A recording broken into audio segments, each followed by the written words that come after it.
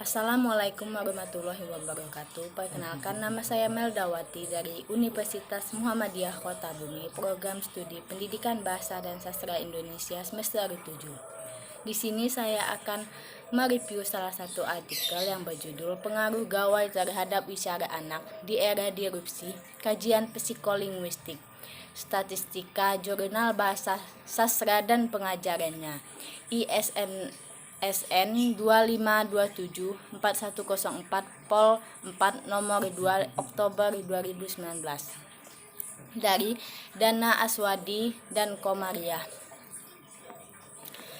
Baiklah, saya akan mereview artikel tersebut.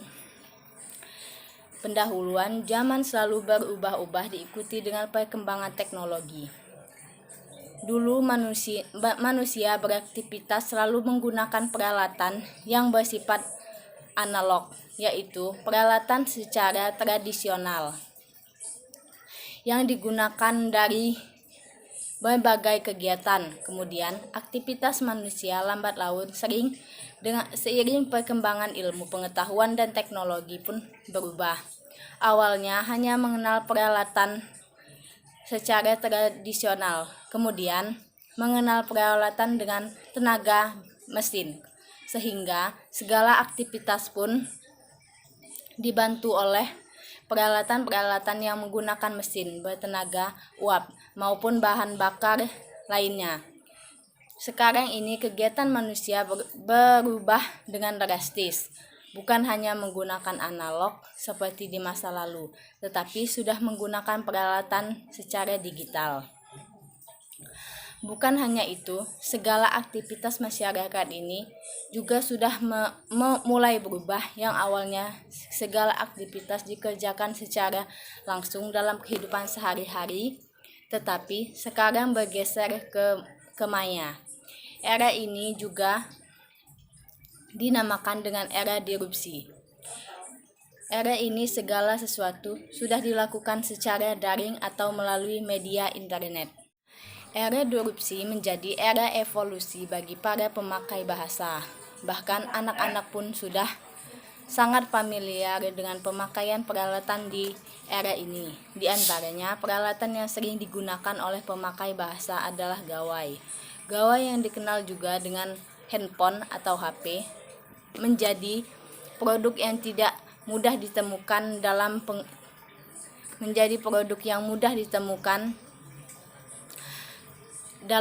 penggunaan yang dipakai oleh para pengguna bahasa. Dari Lismayanti 2019 halaman 89. Juga dinyatakan zaman milenial sekarang ini anak sudah bisa menggunakan berbagai media yang tersedia, khususnya bisa menggunakan HP. Apa yang disampaikan oleh Aswadi dan Lisnayati mengungkapkan bahwa anak-anak pada zaman digitalisasi ini sudah mampu menggunakan gawai dengan baik. Gawai ini bukan hanya digunakan sebagai sarana untuk berkomunikasi antar sesama, tetapi juga digunakan untuk hal yang lainnya, seperti jual beli, penyebaran informasi, bahkan juga digunakan untuk bermain sebuah permainan secara daring atau internet.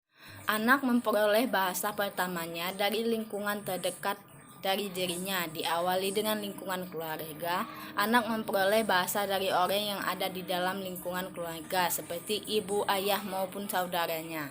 Kemudian, anak juga bisa memperoleh bahasa dari lingkungan masyarakat. Hal ini senada dengan apa yang disampaikan oleh Apriliana dan kawan-kawan 2017 halaman 4. Anak memperoleh bahasa sejak kecil sebagai bawaan diri sehingga kita memperoleh bahasa tersebut. Anak mampu menyerap berbagai bahasa yang disimaknya. Ketika anak menyerap bahasa, maka anak pun akan mengetahui dan memahami serta mampu mengujarkan pengucapan bahasa, baik secara fonetiknya, katanya, maupun kalimatnya. Dengan kata lain, anak ini memiliki kemampuan linguistik. Kemampuan linguistik terdiri dari kemampuan memahami dan kemampuan melahirkan atau menerbitkan kalimat-kalimat baru. Dari HR 2014 halaman 167. Jadi anak secara normal akan mampu menyerap serta memproduksi bahasa yang diketahuinya sesuai dengan apa yang diperoleh. Kemudian pemerolehan bahasa anak memiliki tahapan sesuai dengan usianya. HR 2014 178 sampai 179. Menggaris besari berkenaan dengan urutan pemerolehan bahasa anak. Yang pertama, antara usia 0 sampai 1,5 tahun, anak-anak mengembangkan pola-pola aksi dengan cara bereaksi terhadap alam sekitarnya. Yang kedua, usia 2 tahun sampai dengan 7 tahun, anak-anak mampu membentuk representasi simbolik berbeda-beda. Yang ketiga, struktur-struktur linguistik mulai dibentuk berdasarkan bentuk-bentuk kognitif umum. Kemudian selanjutnya bahasa anak. Bahasa tidak terlepas hubungannya dengan psikologi. Ketika seseorang berbahasa, selalu dipengaruhi oleh otak serta pikiran seseorang. Ilmu hubungan antara bahasa, otak serta pikiran dinamakan dengan psikolinguistik. Menurut HR 2015 halaman 5, psikolinguistik terbentuk dari kata psikologi dan kata linguistik. Psikologi berarti kejiwaan dan linguistik berarti ilmu tentang bahasa. Jadi psikolinguistik sendiri merupakan ilmu yang mengkaji tentang bahasa yang dihubungkan dengan kejiwaan seseorang atau dihubungkan dengan apa yang ada dalam otak serta pikiran seseorang. Psikolinguistik mengkaji dari berbagai aspek, di antaranya berkenaan dengan bahasa anak. Anak memperoleh bahasa pertamanya dari lingkungan terdekat dari dirinya, diawali dengan lingkungan keluarga. Anak memperoleh bahasa dari orang yang ada di dalam lingkungan keluarga, seperti ibu, ayah, maupun saudaranya. Kemudian, anak juga bisa memperoleh bahasa dari lingkungan masyarakat. Hal ini senada dengan apa yang disampaikan oleh Apriliana dan kawan-kawan 2017 halaman 4. Anak memperoleh bahasa sejak kecil sebagai bawaan diri sehingga kita memperoleh bahasa tersebut. Anak mampu menyerap berbagai bahasa yang disimaknya. Ketika anak menyerap bahasa, maka anak pun akan mengetahui dan memahami serta mampu mengujarkan pengucapan bahasa, baik secara fonetiknya, katanya, maupun kalimatnya. Dengan kata lain, anak ini memiliki kemampuan linguistik.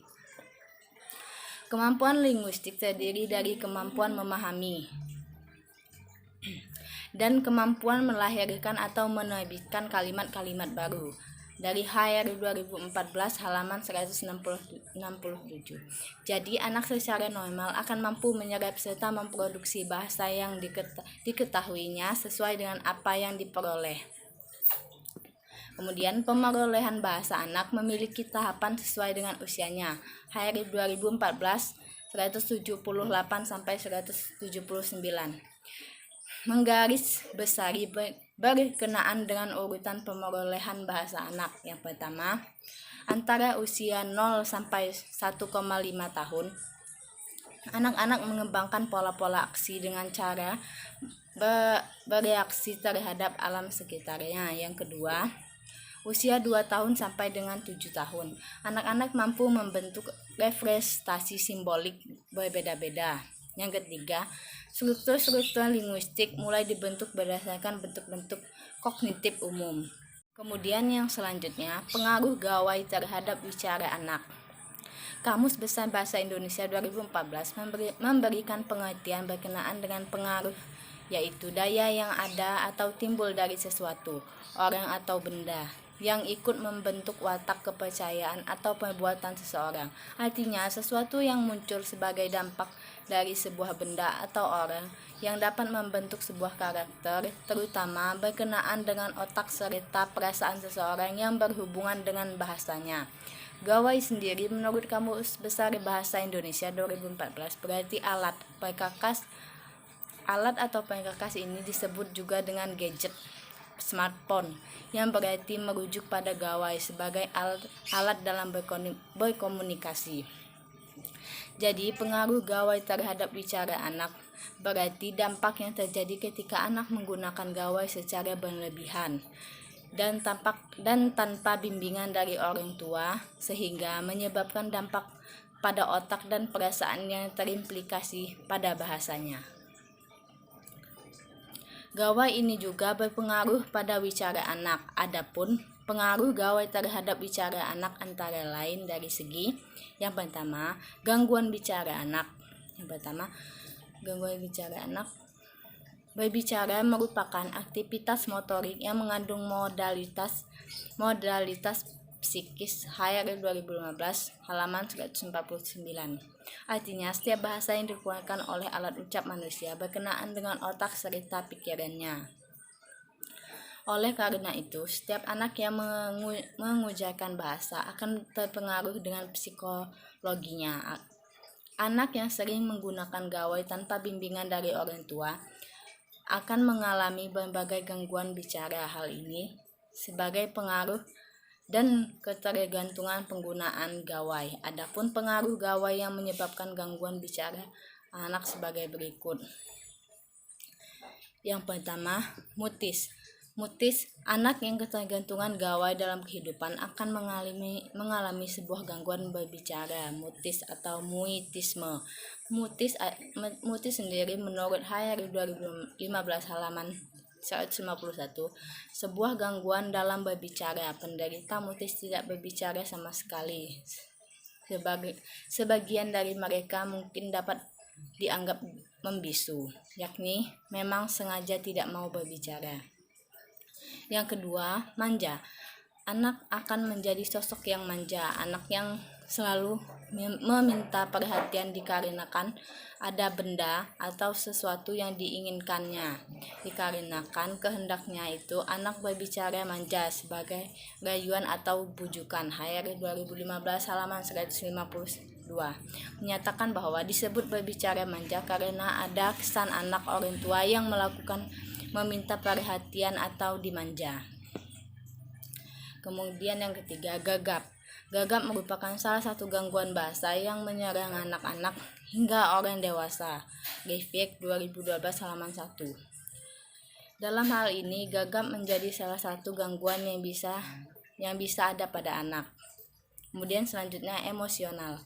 Gangguan berbicara selanjutnya adalah berupa gangguan emosional. Anak akan memiliki emosional yang tidak stabil. Anak akan marah secara tiba-tiba diakibatkan terlalu sering menggunakan gawai. Gangguan yang selanjutnya yaitu yang kedua, gangguan berpikir anak. Ketika seseorang berbahasa, seseorang selalu menggunakan pikirannya untuk memproduksi bahasa tersebut.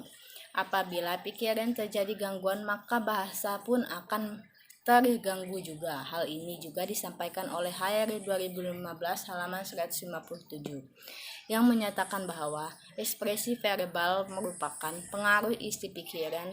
Hal ini menandakan bahwa setiap apa yang dipikirkan bisa diungkapkan dengan bahasa, baik secara lisan maupun tulis.